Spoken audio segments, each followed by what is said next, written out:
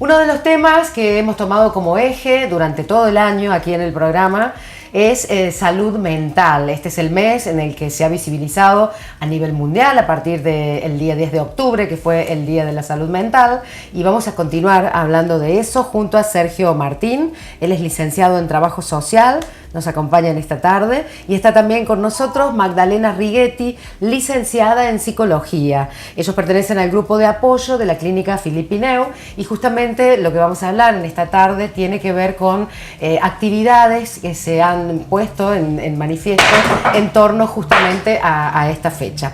Bueno, ¿cómo les va? Bienvenidos. Muy buenas tardes. Gracias por la invitación. Al contrario, hemos elegido un tema intenso hoy para aprender muchísimo. Tiene que ver con la prevención del suicidio y sobre todo vamos a hablar del acompañamiento al entorno de estas personas, de estos pacientes que llegan aquí a esta clínica, a este espacio. Vamos a arrancar entonces explicando un poquito esto de la prevención del suicidio que tanto nos interesa conocer. ¿Cómo prevenimos? Sí. ¿Cómo prevenimos como sociedad, como familiares y cómo también nos prevenimos nosotros, ¿no? Aquellos, ¿cómo encontramos? Y en esto nos gusta por ahí trabajar en conjunto en cuanto a los síntomas, a los signos, ¿no? Visibilizar eso como principal para poder prevenir. Sí, algo que siempre tratamos de trabajar más allá del diagnóstico, es pensar en algo mucho más complejo. Es decir, cualquier diagnóstico tiene una complejidad. Hoy no se puede, en el ámbito de la salud mental, hablar de diagnósticos lineales. No, claro. Hoy en día hay que tener en cuenta al sujeto, a su historia, tener en cuenta su contexto familiar, su contexto social, socioeconómico, cultural y sobre todo el momento histórico en donde se desarrollan estas patologías. El suicidio como fenómeno de gran impacto moviliza todo esto que te digo, moviliza la familia, moviliza las instituciones, moviliza la sociedad. Y hablar de un diagnóstico de ese efecto es muy difícil. Hablamos de una complejidad que seguramente viene de una historia del sujeto. El sujeto no nace con ese fenómeno, sino que es como la gota o aquello que emerge de un proceso.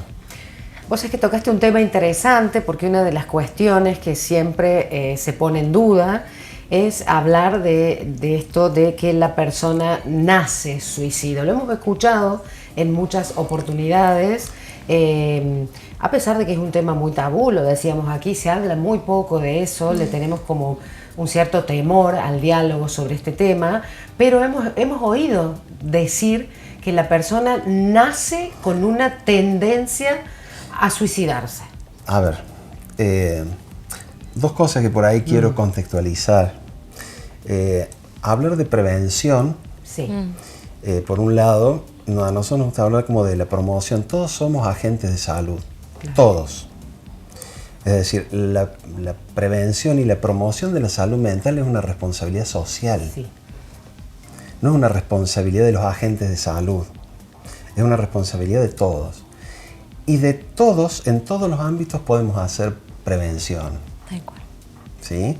Es decir, generando vínculos saludables, generando espacios saludables.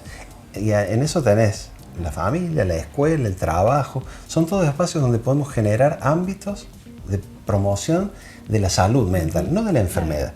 La enfermedad mental es otro capítulo, ¿sí?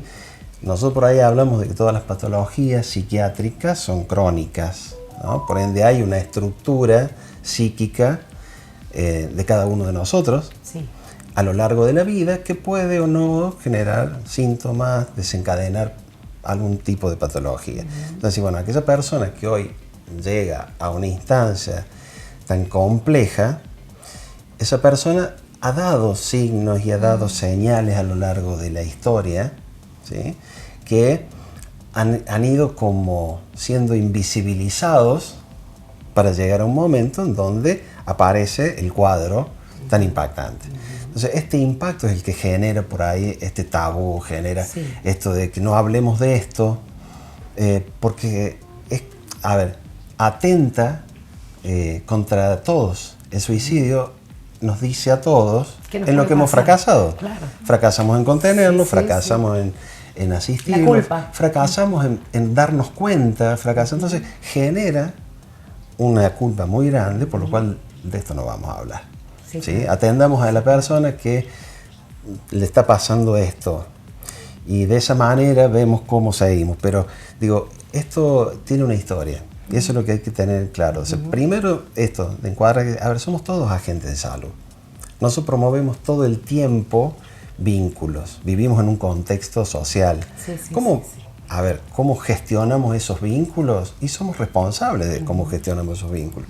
Por ende, generamos o espacios más sanos o espacios más patológicos o tóxicos, digamos. Entonces, digo, entendemos eso, porque si no es como que le depositamos a una familia o a una institución, la escuela, tal cosa, el trabajo, tal cosa, así, todos somos agentes de salud. Y a la vez eso a veces nos hace sentir que tampoco nos va a pasar, porque siempre nos sentimos extra o fuera del cuadro de lo que pasa en este espacio. Por eso me gusta acá no va a pasar, claro. Por eso me gusta encuadrar en ese lugar. A ver, asumamos la responsabilidad social de que somos nosotros quienes gestionamos en el medio social nuestras conductas. Bueno, en la calle, en todos lados, digamos. Todos lados. Y eso lo estamos viendo, así cómo manejamos nuestros vínculos.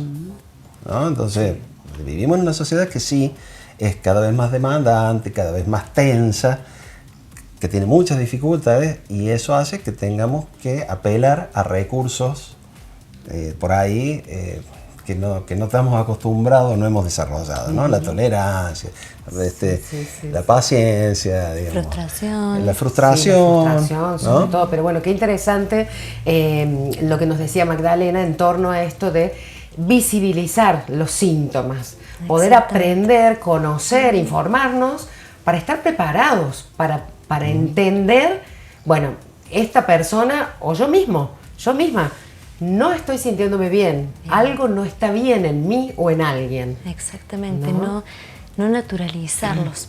Llegamos muchas veces a naturalizar, a decir, no, o a ver, algún conocido, a ver y decir, no, él se aísla, le gusta, no, últimamente está durmiendo de más, pero es así, no lo está comiendo, a minimizar y a esto, naturalizar conductas que quizás son patológicas y hay que hacerle... Las personas más cercanas son las que más fácil van a poder interpretar esto que está pasando. Si ese vínculo cercano lo naturaliza y estamos complicados. Tal cual. Estamos complicados. Porque... Eso hay que decirle. A ver, no naturalicemos cosas que estamos acostumbrados a naturalizar. El aislamiento, la falta de contacto social, la falta de interés, alteraciones en el sueño, alteraciones en las cuestiones básicas, la alimentación, el sueño. Entonces, cuando naturalizamos, lo que pasa es que si no lo naturalizamos lo tenemos que problematizar y ahí nos tenemos que involucrar, hacernos cargo. Entonces es más fácil ponerlo como es una condición del otro, el problema del otro. Y no le gusta socializar, no le gusta, no está sin apetito, no le gusta la actividad física, no le gusta, y lo dejamos como natural. Después vemos que no es natural, porque alguien de afuera detona o desencadena o gatilla algo que nos compromete. La escuela que te llama y te dice, mira, le está pasando tal cosa. En el trabajo, mira, pasa tal cosa. O los amigos o la pareja, son aquellos externos que hacen ruido, digamos, de alguna manera. ¿Qué pasa cuando ya es la persona la que toma una decisión e intenta quitarse la vida? Cuando ya, bueno, no han interceptado desde su entorno o la misma persona no pudo, no supo, no encontró la manera de pedir cierta ayuda, acompañamiento y entonces dice, bueno, voy a tomar esta decisión que por suerte no llega a esto que pensó, ¿no? La idea de matarse, porque es la idea de matarse, de quitarse la vida, se dice. Para nosotros, más allá de la idea de matarse, primero que hay fases, que bueno, por ahí ya lo vamos a a contar como para poder detectarlo. Pero en realidad no es querer matarse. Claro, eso está bueno también identificarlo. Sí. A ver, es dejar de sufrir, Claro. de tener el dolor psíquico. Nosotros siempre decimos en el grupo también, con los familiares, el dolor psíquico, a diferencia del dolor físico, es muy difícil de soportar, Claro. de sostener en el tiempo. No hay calmantes para el dolor psíquico, no hay analgésicos, ¿sí? Entonces, el dolor psíquico de alguna manera me lo tengo que sacar, soportar. Y voy pasando por etapas, ¿no? Por ahí, May, si querés contar las etapas de... Y las etapas, y muchas veces se empieza por pensar, ¿no? Pensar en la muerte. Quizás después, ya ahí nos estamos avanzando un poquito más, en la planificación. Claro. Y después, directamente, lo que es el pasaje al acto, Claro, la acción. la acción.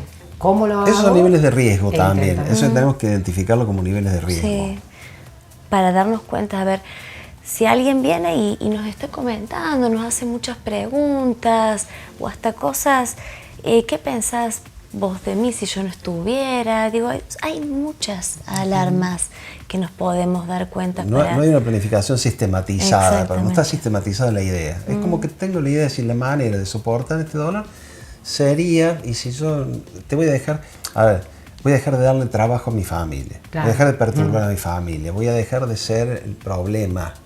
Entonces, y queda como algo sin planificar, sin sistematizarse demasiado. Es un indicio. Porque se lo va contando a un amigo, porque se lo cuenta a una pareja, porque lo tira como chiste, ¿no? Cuando yo no esté, no se van a preocupar por mí. Entonces, esa es una etapa. Después viene otra etapa, que ya es más sistematizada. Ya tengo idea, ya planifico ¿Cómo lo voy a hacer? cómo, con qué, dónde, cuándo, todo eso. Ya si nosotros detectamos, o el entorno va detectando que eso ya está de alguna manera dando vuelta, ya hay una planificación, ya el nivel de riesgo es muy alto. ¿Sí? Por supuesto, después la ejecución sería el último paso, el último momento, pero es de altísimo riesgo y criterio de internación y criterio de intervención con los medios que se cuenten. A ver, bombero, vecino, policía, lo que haya. Sí, sí, Acá sí. es salvar. Salvar, eso es. Esa Entonces, es la palabra. ese es un criterio de intervención y es un criterio de internación. Es un momento Bien, y grave. en esta instancia ya de internación de alguna persona que ha pasado por este proceso o está en ese proceso, ¿qué ocurre con el entorno? ¿No? Que es un tema que también propusimos hablar al principio de esta charla, porque ahí aparecen los familiares, en general la pareja, los amigos, bueno, los vínculos que empiezan a acercarse y alertarse a decir, bueno, de ahora en más, ¿cómo hago? ¿Cuál va a ser la presencia que tengo que tener para estar alerta, para no dejarlo solo? ¿Cuánto puedo dejarlo solo o sola? Esas son las preguntas, ¿no? Sí, sí. Sí, en la familia genera mucha culpa, mucha incertidumbre y también esto de sobreactuar. Claro. Esto por ahí hablábamos de decir, a ver, sale ya el paciente, por ejemplo, de lo que es una internación y la familia, esto, a ver, bueno, estamos muy encima de él. A ver, acá me gusta por ahí pensar si estamos encima de la enfermedad o si estamos encima de la salud, a ver, ¿de qué lado lo voy acompañando yo? Sí, sí. ¿Es patológico, es saludable estar todo el tiempo con él? Tampoco se va a poder sostener, además. Además. ¿No? Es algo que no se hizo, que es llamativo que se haga y que también va a ser temporal, porque es imposible estar todo el tiempo sobre el tema y sobre la persona. Sí, es producto de lo que decía May recién, es la culpa. Claro. Nos sentimos involucrados.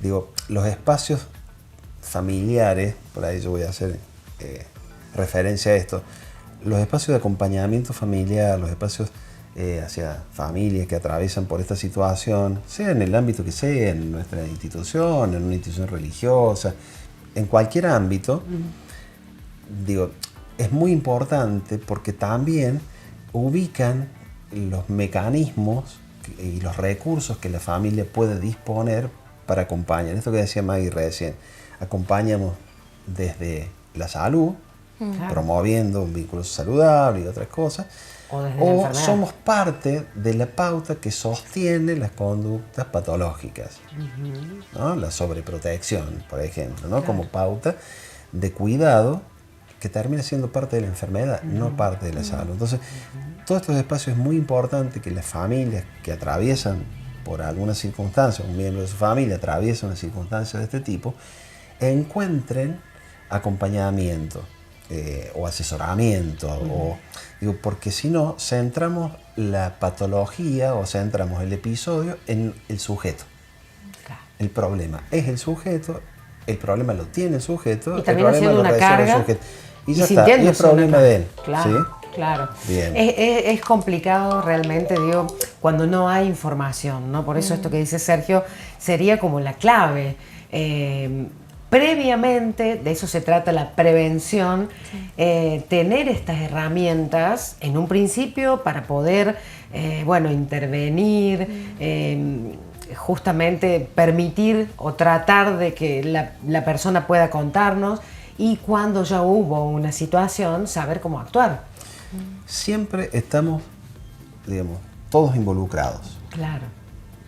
Eso digo, hay que transmitir esto, lo que le transmitimos a la familia y lo que le transmitimos a las instituciones que por ahí uno puede acompañar o asesorar. Es decir, en esto estamos todos involucrados. Bien. Siempre. Y por acción o por omisión. Entonces, saber que uno es parte, tiene que saber cómo. Claro. ¿No? Entonces, una mamá, un hermano, un amigo, una pareja, sí. un entorno laboral, tiene que saber cómo, qué medidas tomar, tiene que saber, digo, en la medida de poder ayudar, es saber. ¿Sí? ¿No? En todos los ámbitos pasa esto. Si uno desconoce y no sabe qué hacer. No, claro, y también se paraliza. En esos momentos, no la crisis, cuando se desencadena la crisis, aparece un caos. Todos hacen de todo, no se jerarquiza el accionar, no se protocoliza nada, y la respuesta a veces o llega tarde o mal y tenemos consecuencias. Entonces, lo importante es saber frente a qué estamos y cuál es nuestra función. No podemos hacer de todo. Yo no puedo pedir que haga de médico quien no lo es, quien haga de psicólogo quien no lo es. Todos tenemos alguna función en eso. Es bueno conocer. Me encantaría, para cerrar esta charla, en los tiempos de la tele que siempre nos quedan cortos, por supuesto vamos a continuar hablando en otra oportunidad, comentarle a la gente cómo puede hacer para llegar a estas charlas, si son abiertas, si hay que inscribirse, quiénes pueden participar, porque bueno, justamente de eso se trata, ¿no?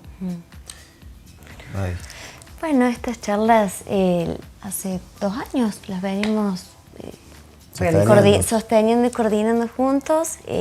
Pueden participar tranquilamente todos los familiares, tutores. Se realizan los días martes a las 4 en la Clínica Filipinel, en la calle Guatemala 150. Es gratuito. La idea es poder acompañarlos, acompañar a los familiares, amigos, a Cabro, también digo, todo lo que se pueda. Y poder acompañarlos a ellos, porque uno está con el paciente, pero el alrededor es algo muy importante, es una patita muy importante, exactamente. Para que todos podamos convertirnos en esta ayuda que en algún momento es necesaria. En la clínica trabajan todos los niveles de asistencia, tanto individual como familiar, asistencia psicológica, psicopedagógica, psiquiátrica, en lo que hace el nivel de internación, el nivel de abordaje de internación, y lo que hace seguimiento ambulatorio también. Estos espacios son para familiares de pacientes, generalmente que han estado internados. Posterior a la internación, algunos familiares continúan en este espacio, y si no es este el espacio, que busquen cualquier espacio para asesorarse y para saber en qué pueden aportar. Eso sería lo interesante. Por favor, que se acerquen, que se informen y bueno, y que podamos continuar hablando de esto para tener herramientas para poder ayudar, para poder actuar, para poder prevenir, que es de lo que hablamos aquí en la tarde de Todo para Vos. Sergio, Magdalena, un gusto enorme tenerlos por acá. Gracias. Y nos Muchas esperamos muy gracias. pronto. Gracias. Muchas gracias.